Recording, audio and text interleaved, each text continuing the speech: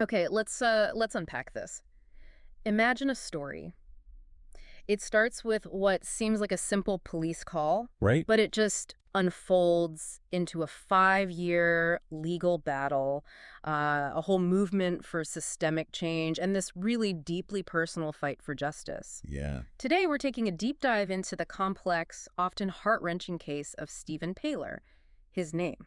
Mm. It's become a real rallying cry, especially in the Bay Area, but honestly far beyond, too. And what's really fascinating here, I think, is how this one single incident just shines a light on so many broader issues, doesn't it? Absolutely. Things like mental health crisis response, police accountability, and just the incredible resilience you see from a community really pushing for reform. Yeah. We'll be drawing from quite a few sources today, local news reports, court documents, video transcripts, even profiles of some of the key legal figures involved, just to give you a really comprehensive understanding. Our mission here is basically to help you navigate this really intricate story. We want to pull out the most important bits of knowledge from all these sources. We want you to walk away not just, informed about the Stephen Taylor case itself, but hopefully with a clearer picture of the challenges, the ongoing challenges, and also the triumphs in the pursuit of justice. Right. So, what does it all mean for us? And maybe why does this story still hit so hard, even 5 years down the line? Good question. Let's set the scene first. It's April 18th, 2020. A 911 call comes in. It's from a Walmart in San Leandro. Okay. The report is about a man trying to steal something, waving a baseball bat, Yeah. described as threatening towards employees, customers. Right. That man was Stephen Taylor. He was 33, a black man, and as we found out later, experiencing a pretty significant mental health crisis at the time. And that immediately brings up this huge question, right, Yeah. about the initial police response when mental health is involved. Yeah. So according to the reports we have, Officer Jason Fletcher arrives, confronts Taylor, and then, well, within fewer than 40 seconds of even entering the store. 20 seconds. Yeah. After an attempt to use a taser didn't work, Mm. he fired a fatal shot into Taylor's chest. And this was all caught on video. It was captured on video, and it circulated, very widely on social media pretty quickly. Now, here's where it gets, I think, really complex. Taylor's family, they emphasize he had schizophrenia, bipolar issues. His grandmother, Addie Kitchen, she was adamant he posed no lethal threat when he was shot. Right. And her perspective is crucial here. And then, details came out later. This was from a civil suit filed by the other officer, Stefan Overton, the backup. Okay, what did that reveal? Well, Overton's suit detailed that he tased Taylor roughly 3 seconds after Taylor had already dropped the bat. After he dropped in. Yeah, after he dropped the bat, wasn't a threat anymore. And importantly, after Fletcher had already shot him from about, 15 feet away? So shot first, then tased seconds later when he was already disarmed and down. That seems to be the sequence described in Overton's own filing. It's a critical detail. Definitely critical.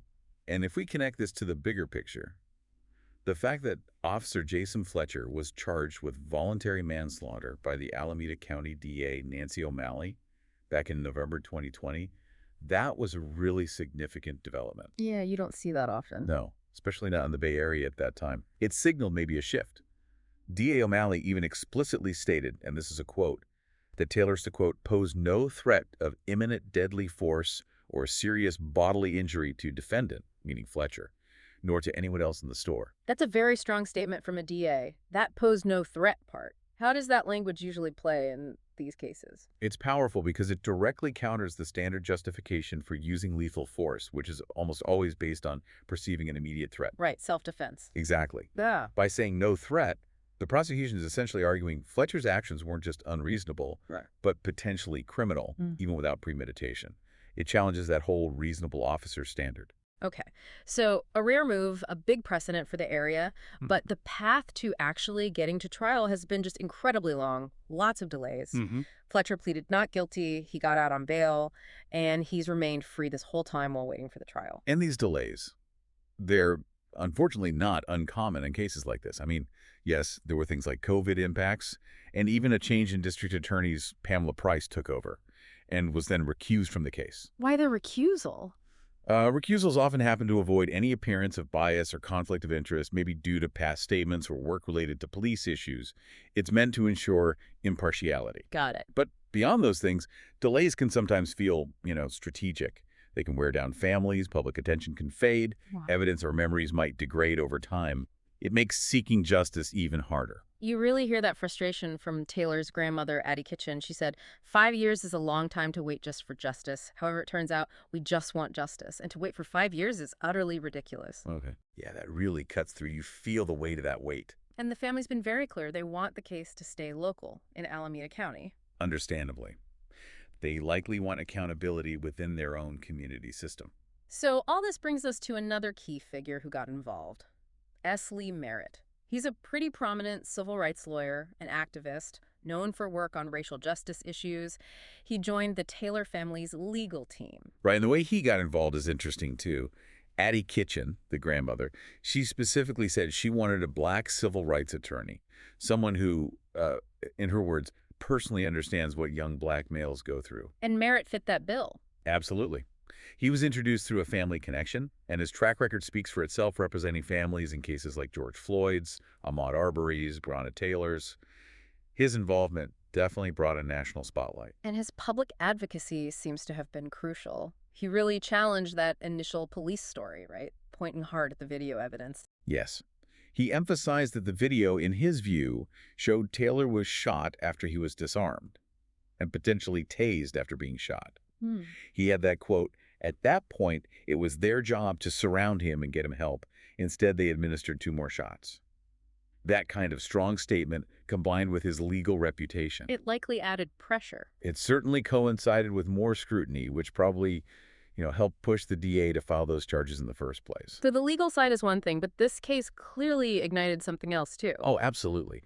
The Stephen Taylor case isn't just playing out in courtrooms. It's been a huge catalyst for community mobilization, for a much broader push for systemic change. And Addie Kitchen, the grandmother, she's central to that. Absolutely central. Tireless is the word. Reports say she attends every single city council meeting. Mental health reform has become her priority. That's incredible dedication. And she frames her frustration in a really interesting way. Not necessarily pure anger at the officer himself, but more at, as she put it, the system, the way they train their officers and the way the officers take it upon themselves to be the judge, jury, and executioner instead of, finding ways to help. Focusing on the system itself. Exactly. And she's not alone. She has a strong support group.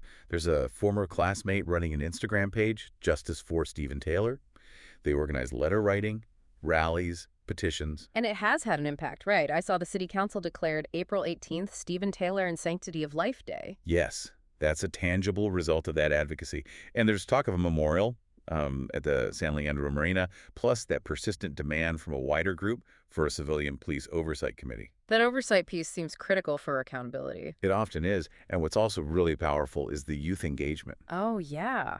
Tell me about that. San Leandro High School's Social Justice Academy, they teamed up with the Justice for Stephen Taylor's group. They organized a memorial service, a celebration of life community event. Wow. Students and teachers even held a virtual march focused on mental health. They presented 10 specific demands. Like what? One key demand was reallocating funds away from the police department towards better mental health response initiatives. So direct action from young people. Absolutely. Yeah.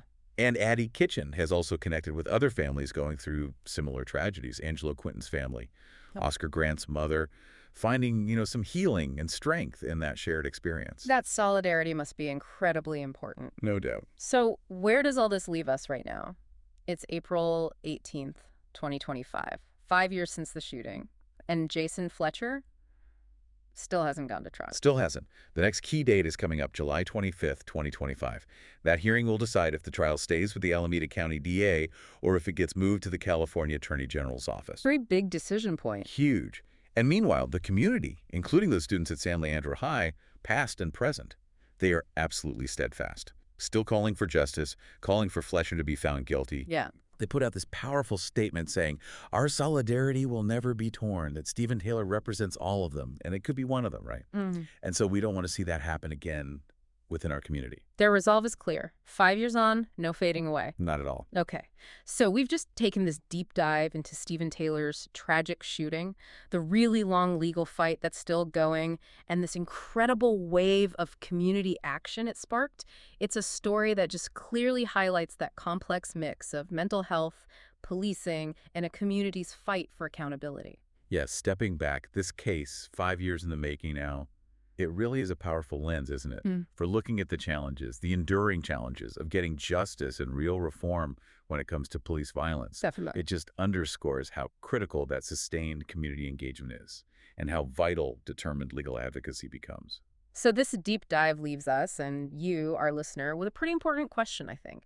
In a case like Stephen Taylor's, where you have mental health as such a significant factor and the legal process just drags on for years. What kind of innovative solutions or maybe different approaches do you think communities and our legal systems should be exploring? How can we get to swifter, more equitable outcomes, especially for people in a mental health crisis? That's the crucial question to grapple with, isn't it? Yeah. What needs to change?